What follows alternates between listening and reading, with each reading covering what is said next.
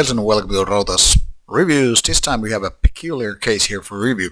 First of all, this one is a solo project, or one could say bedroom black metal project, but this is not exactly black metal, nor is it exactly your typical kind of metal project to begin with.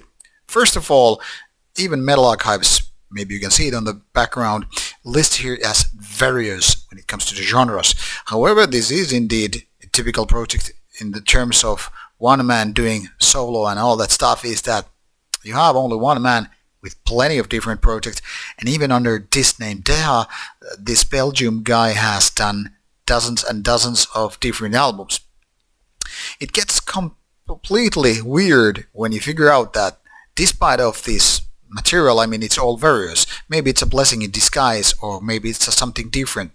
Don't know really, because I'm not familiar with the previous recording in this one. So let's just focus on this album called Decadanse from 2022, released by LADLO, a French black metal label that is mostly focused on French kind of black metal and bands that are related one way or another to that kind of stuff. Deha is an interesting case also because it's not your typical LADLO band.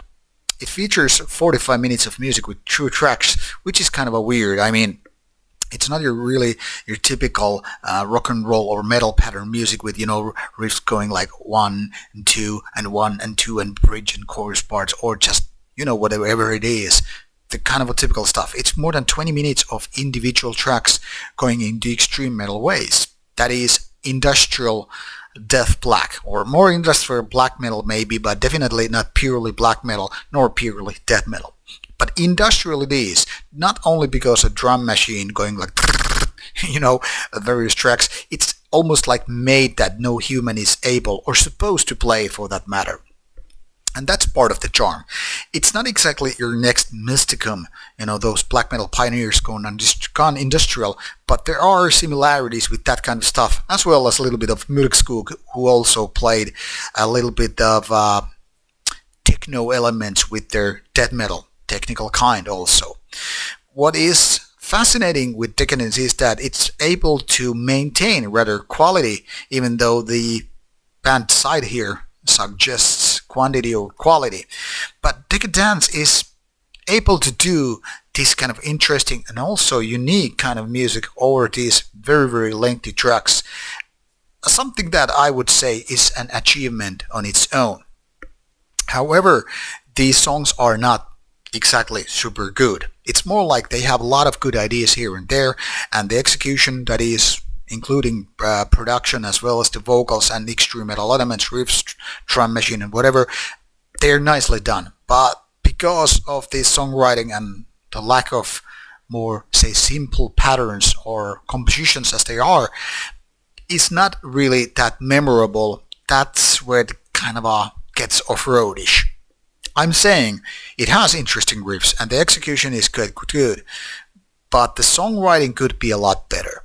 And that is one of the problems with tracks such as this. When you go for 23 minutes, for instance, you kind of are bound to get it too complicated. Maybe it's fun to play, maybe it's fun to compose, but is it really enjoyable to the fan who's then again ready or not to buy your album? That's a different thing. So to me it seems like Deha is mostly done by an artist for other artists to enjoy and all that stuff. But for musical fans it's a tough cookie to crack. I would say if you're looking for something else than your typical extreme metal, definitely give Decadanse a chance. But don't expect it to be right to the point like so many death metal and black metal albums are going to be. It's definitely something unique and definitely something different than most of the albums you've been listening to. But let's be honest about it, it could have taken the benefit of more honing and polishing and making the song structures more easy to enjoy. Be it as it may, this is something worthwhile taking a look at and to listen to, and you will find links provided in the description box. So check it out if you're there. But don't come to me bitching if you don't understand or like this kind of different take on the extreme metal. It's an interesting album for sure, just not for everybody. Thanks for watching the review. See you soon.